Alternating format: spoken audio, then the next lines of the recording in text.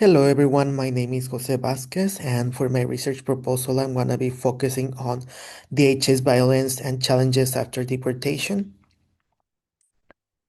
Abstract. Currently, ICE raids have become violent in some ways. It is during this time that I have noticed that the ICE agents detain the immigrants with brutality. I have seen in the news about cases of rape in the detention centers and that the conditions inside the facilities are deplorable. On top of that, once deported, the immigrants face challenges when returning to their countries of origin. For my research, I will focus on finding out from the deportees' perspective how their experiences were since the time they were arrested while in the detention centers and their challenges after deportation. To support my research, I will use Regina D. Longout, S. Sylvain Veracarino Ruiz, and Christine M. Schanzenbergs. I will conduct my research through qualitative and quantitative approaches. There are limitations and delimitations in this research, such as the contact information that DHS could not be accurate or outdated. So it could become difficult to contact the deportees, especially the ones that were deported during the Obama and Biden's era. So this could delay the study's expected completion date. After the study is complete, I will share the results in the form of statistics and infographics through academic journals, papers, conferences, and presentations. Introduction.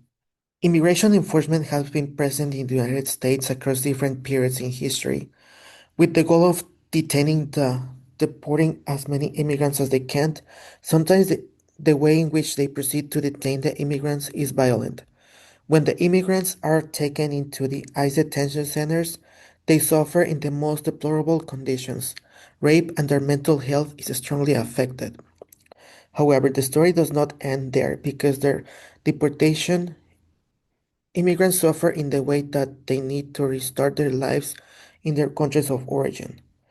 Immigration enforcement sometimes occurs in violent way to the point where the ICE agents mistreat the people they are trying to detain. The physical and psychological harm does not end when immigrants are detained because while in the detention centers, they suffer because of the isolation and sexual misconduct performed by the officers and staff. Most of the time in the media, they play videos of detentions or they report how many people are detained in detention centers or how many people have been deported, but they do not talk about the harm that has been caused to the immigrants since the time of their detention. However, my research proposal, I will be focusing on immigrants' experiences in the time when the detention occurred, while in their time in the detention centers and after their deportations to inform about all the harm that has been done to the deportees. For my research proposal, I will find out what specifically happened at the time of their detention, during their stay at the detention centers, and their experiences after deportation. Research questions. Since I would like to know if immigration enforcement was conducted with brutality against the detainees, I came up with the following research question. In what way did the immigrants were detained by the Border Patrol agents? With this question, I want to know from the detainees' experience if their detention was conducted with violence or not. I would also like to find out what type of violence they suffered inside the detention facilities, such as physical, psychological, or sexual. So I came up with the second research question. How was the treatment inside the detention facilities? I also have some sub-questions. I would also like to know how the conditions were inside the detention centers. So I came up with this research question. How were the conditions inside the detention facilities? I would like to know how their lives are after deportation. So I came up with this question. What challenges do the immigrants face after deportation? Purpose of the study. The purpose of this study is to educate the population about how ICE mistreats, discriminates, and rapes the immigrants no matter if it's a man or a woman. Additionally, the purpose of this study is also to educate the public about the challenges immigrants face after deportation. Significance of the study. The significance of this study is to bring awareness to policymakers so that they introduce laws that protect immigrants from physical harm while their detentions occur and laws that protect them from mistreatment and deplorable living conditions while in the detention centers. Literature review. I will support my research by adding other authors' former studies and reports about different types of violence against the immigrants by DHS and other immigration enforcement departments. I'm gonna be using Regina de Langot and S. Silvan Bacarina Ruiz. Did I see what I really saw? Violence percep percepticide and dangerous seen after the immigration and customs enforcement raid. Langout and Bacarina Ruiz give examples of different types of violence that specifically affect minorities. Langout and Bacarina Ruiz focus their study on testimonies about a violent ICE raid in which people with a bad record were persecuted, detained, and deported. However, within these people with a bad record, there were immigrants with a clean record, but still were detained and deported. This case was a very violent case in which the ICE agents dropped a bomb and pointed guns at most of the houses in that area. The ICE agents detained the immigrants with brutality, so after that incident, the neighborhood was in panic. Even though they were trying to find specific people to detain, they racially profiled the rest of the individuals and took them. This literature adds to my study in the way that it shows another type of violence performed by ICE. In my study, I focus on the physical and sexual violence performed by DHS. So this literature provides another example in which DHS can enforce immigration laws through the use of weapons.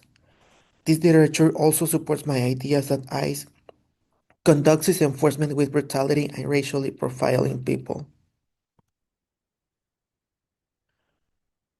In an inside job, the role correctional officials play in the occurrence of sexual assaults in the U.S. detention centers by Christine M. Schamberger. Schamberger explains that within the U.S. jails, rape and sexual assaults are a common issue. This type of sexual violence does not distinguish gender or sexual preference. So, at the time that any inmate enters any detention center, they're exposed to being raped or sexually assaulted by the officers, staff, or other inmates. The environment in the detention centers plays a role in sexual violence because the officers are involved in it. The inmates get raped or sexually assaulted, but only a few of these cases are reported. The government has passed laws that are supposed to protect inmates from such practices. However, when the inmates try to report any sexual abuse, the protocol does not benefit them because it takes a long time and sometimes they prefer to solve the issue inside the facility. On the other hand, the system benefits the officers because they can claim that the sexual activity was consensual, so nothing is done about it. Schemberger calls to take action against rape and sexual assault and encourages the jail system to run a background check and a psychological screening in their hiring process so that these individuals do not cause harm within the detention centers. This literature supports my research because it confirms that rape and sexual assault by the officers and staff occurs in the detention centers. This literature also adds to my research because in my research, I was thinking about asking women if they suffered any type of sexual misconduct. But after doing this reading, I now understand that men also suffer the same type of sexual misconduct performed by female officers. So we'll find out if men also suffered rape or sexual assault. In the same way that the author is calling to bring a solution, I am conducting this research in order to persuade policymakers to bring a solution and that all of those sexual crimes are punished. For this third literature, the United States Convention Against Torture Rods, allowing the use of solitary confinement in lieu of mental health treatment, U.S. Immigration Detention Centers by Erica Ford. Bora explains that when the immigrants are detained in the detention facilities, some of them are placed in solitary confinement, which is a room specifically for detainees who suffer mental health issues. Mental health resources are not offered while the immigrants are detained, so the only procedure that ICE conducts is isolating those dealing with their mental health. However, this practice just aggravates their mental health crisis because their symptoms get worse to the point of committing suicide. According to international laws, the practice of solitary confinement is considered as torture. But the United States, specifically in the ICE detention centers, this practice is not considered as torture because it is considered as an alternative because of the lack of mental health specialists in the detention facilities. This literature adds to my study because I am focusing on the living conditions inside the detention facilities. So this literature adds to my study in the way that describes procedures that affect the immigrants' mental health. On top of dealing with their trauma of being detained, this literature describes solitary confinement as a way of coercing the immigrants' mental health. This literature also adds to my study in the way that it describes that solitary confinement is considered internationally as torture, but in the detention centers it is not considered as torture. Design and methodology. In order to start my research, first I will find the deportees' contact information.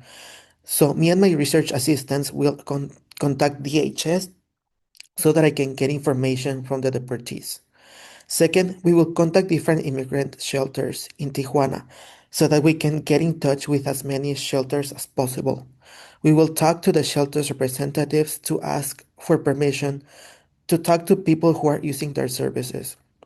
Once I receive the information from DHS, I will start calling the deportees who are already in their countries and ask them if they would like to participate in my research. After contacting the immigrant shelters at Tijuana and getting their authorization to go talk to the deportees, me and my research team we go to each of the shelters to talk to the deportees about my research and ask them if they would like to participate. For those who are in shelters or live in Tijuana and accept to participate in the study, will attend an information session which will be held in one of the shelters. On the other hand, those who live in other parts of Mexico or other countries will attend an information session through Zoom or by phone in case they don't have access to the internet.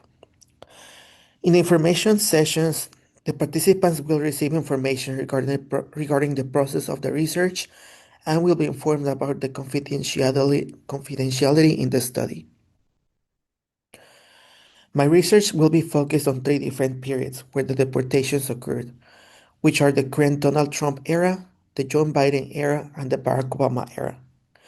The reason I will be focusing on these three periods is because I would like to compare and contrast about their experiences within their deportation processes in the past and in the present.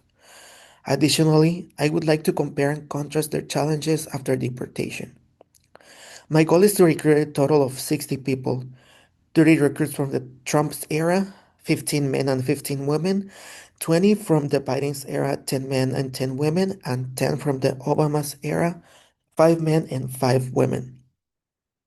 Each of the participants from the shelters in Tijuana will be rewarded with 3,000 pesos for the time and an Uber will be sent to pick them up and drop them off. For those who do not live in Tijuana but live in other parts of Mexico or other countries will be rewarded with $100. On the day of the information session, the participants in Tijuana will sign a consent form acknowledging that they agree to be recorded while the study is in process. For my research, I will be using qualitative and quantitative methods.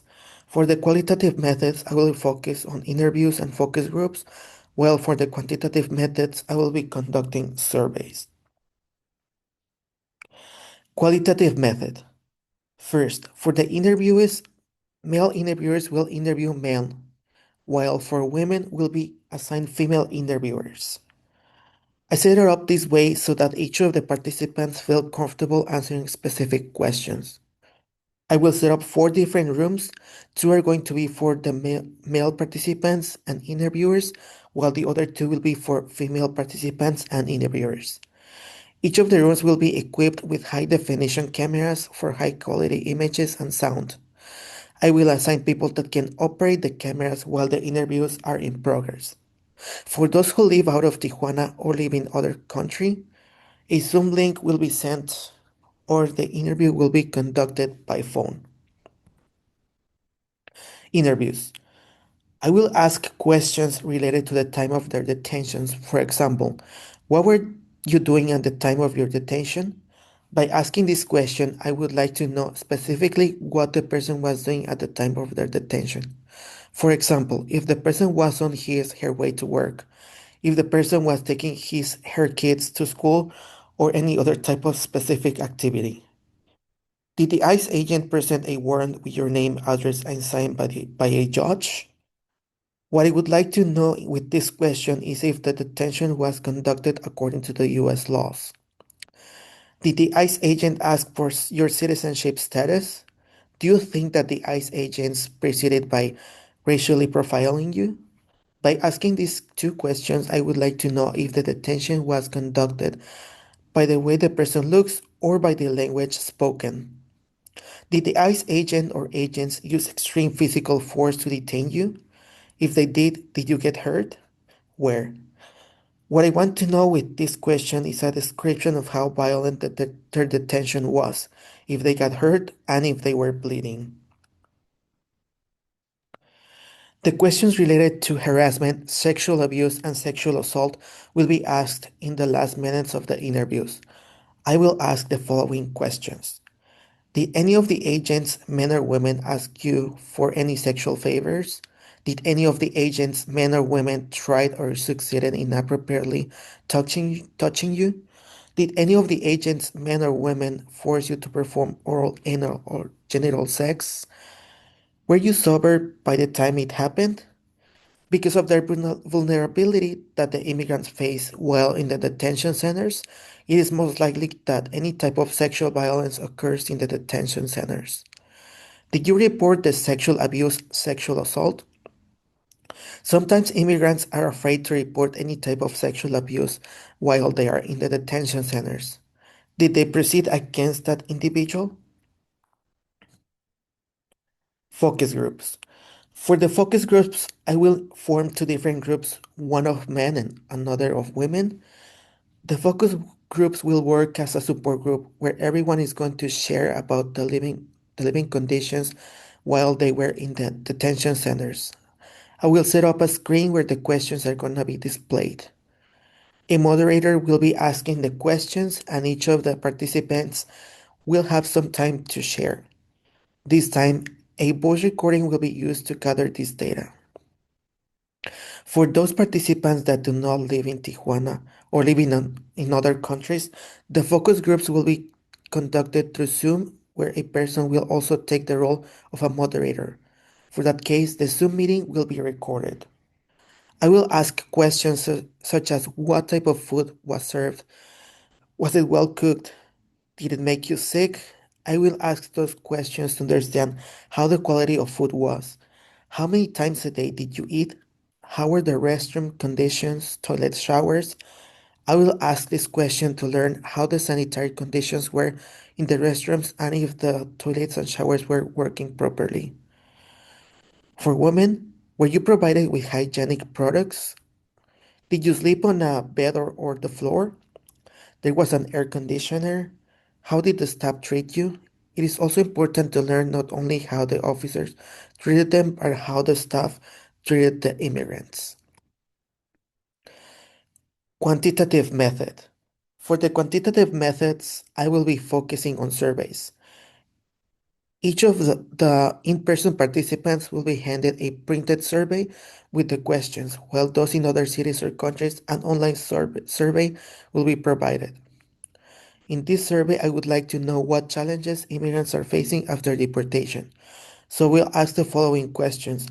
From the scale of 1 to 5, 1 meaning a high amount of difficulty, while 5 meaning not difficulty at all.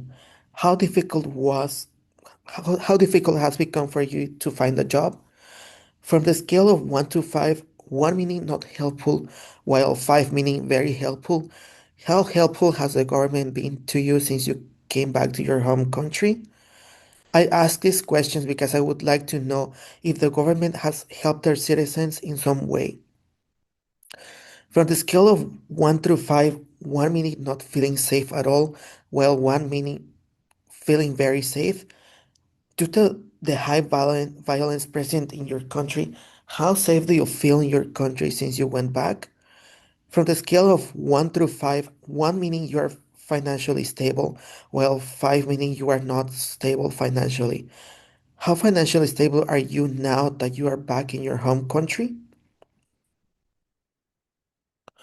Collecting and analyzing data. The interviews are going to be recorded with a camera while the focus groups are going to be voice recordings, and the surveys are going to be answered on the paper. From the interviews and focus groups, I will compare and contrast the answers from the three different presidential eras. I will create statistics with the most common answers on physical and sexual violence. Similarly, with the answers in the surveys, I will compare and contrast the answer and I will create statistics that demonstrate what challenges the immigrants are facing after deportation. Ethics and confidentiality. In order to comply with ethics and confidentiality in my research, me and my research assistants will sign a contract of ethics and confidentiality. In the document, I will state that all their personal information and the answers that they give in the interviews, focus groups, and surveys will be kept confidential. Their faces will be blurred in the cameras. I will also state that we will not use their answers other than research and educational purposes, and that their results shared will not contain their names on them. Me and my research assistants will send the document, and each of the participants will receive an original and a copy of the document with their signatures and the date. Research timeline. On March 1st, 2026, I will get in contact with DHS to get information on the deportees for the Donald Trump era, Joe Biden era, and Barack Obama era.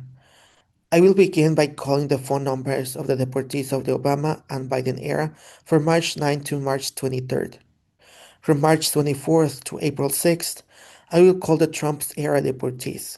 From April 7th to April 10th, I will contact the immigrant shelters from Tijuana to ask for permission to contact the deportees. From April 13th to April 17th, I will go talk to the deportees at the shelters to talk about my research and ask them if they want to participate. I will schedule a meeting on April 20th to talk about the research procedures and to give them the confidentiality and ethics contract. I will schedule the day of the research on April 26th. The study will start at 10 a.m. with breakfast. From 11 a.m. to 12:50 p.m., we will begin conducting the interviews. From 1 p.m. to 3 p.m., we will work with the focus groups. There will be a recess where food will be served from 3 to 4 p.m. From 5 to 7 p.m., we will focus on the surveys. From 7 to 7:30, we will dismiss the study. From April 27th to May 1st, we will analyze and gather the data. Finally, the results will be released on May 4th, 2026. Limitations and delimitations. The contact information that DHS could not be accurate or outdated, so it could become difficult to contact the deportees, especially the ones that were deported during the Obama and Biden era. So this could delay the study's expected completion date. The deportees in the shelters could suddenly move out or go back to their cities or countries of origin. So this situation could create a shortage of participants. The deportees could fear that whatever they answer in the study could affect them in some way. The answers that the participants are answering in the interviews, focus groups, and surveys could not be accurate because they could not be honest in their answers. Some participants could change their mind and not show up to the study. The deportees who already moved back to their cities or countries of origin could not feel comfortable doing the interview, focus groups, and the survey questions through Zoom or phone, which could affect the results from the Obama and Biden eras. The participants from the Obama and Biden eras could have forgotten about details or how their detention and deportation experience was because it has been a long time ago. We could lose contact with the people away from Tijuana for whatever reason, which could lead to shortage of people from the Obama and Biden era. Some people could feel uncomfortable talking about being sexually abused or sexually assaulted, so some participants might refuse to answer those questions. Not all the participants in Mexico or other countries possess a computer or have internet access at home, so some people would just decline to participate. Dissemination plan. After the results are provided, the information will be displayed in the form of statistics and infographics to display what were the most common types of violence that the deportees suffered at the time of their arrest and while in their stay at the detention centers. The information will be divided in three parts, representing the current Trump administration, Biden, and Obama administration, comparing and contrasting the violence that DHS and ICE has committed toward immigrants. Additionally, there will be statistics and infographics with information about the challenges the deportees from the Obama and Biden administrations suffered, and the challenges facing the deportees from the Trump's era. Academic journals will be sent to policymakers so that they can learn about the mistreatment the immigrants face at the time of their detention and the physical, sexual, and psychological violence they suffer inside the detention centers. Additionally, they can learn what challenges they face after deportation. The goal of sending these academic journals is to persuade policymakers to purpose and pass laws that protect immigrants from the time they are detained, while in the detention centers and after their deportations. Papers will be distributed throughout the cities so that citizens can educate themselves about the topic. There will also be conferences and presentations at universities and community events. The study will also be published on a website and social media so that the public can learn about the results not only in the United States but worldwide as well. Conclusion. Immigration enforcement has been present in the United States across different periods in history.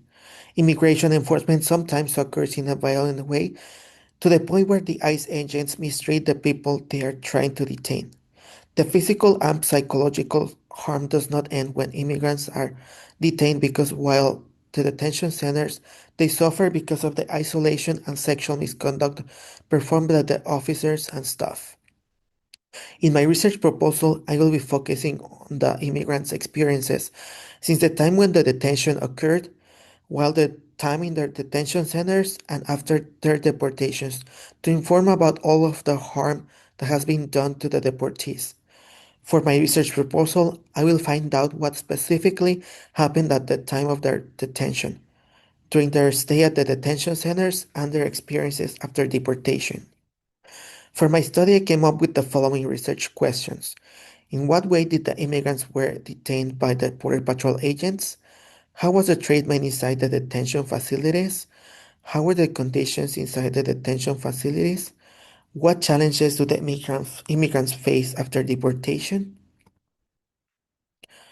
The purpose of this study is to inform the population about the violence committed not only at the time of the detentions, but at their stay in the detention facilities. Additionally, this research is to inform the population about the challenges immigrants face after deportation. The significance of this study is to bring awareness to policymakers so that they can introduce laws that protect immigrants from physical harm while their detentions occur and laws that protect them from mistreatment and deplorable living conditions while in the detention centers. For my research, we will contact DSH to request information of the deportees. We will also contact immigrant shelters in Tijuana to get in contact with the deportees in that area. I will conduct my research by using qualitative methods through interviews and focus groups and quantitative methods through surveys. My goal is to start the study on March 1st, 2026, and conclude and publish my results on May 4th, 2026. The limitations in my study are related to DHS not having accurate or updated contact information, or the participants not being honest when answering the questions. Some participants might change their mind and decline to participate in the study, while others might not have access to the internet. The dissemination plan will be based on statistics and infographics that will be printed on academic journals that will be shared with policymakers to persuade them to pass laws that protect immigrants from violence from the time they are detained and understay the detention centers. Additionally, there will be statistics and infographics with information about the challenges the deportees from the Obama and Biden administration suffered and the challenges facing the deportees from the Trump's era. Thank you for watching my presentation.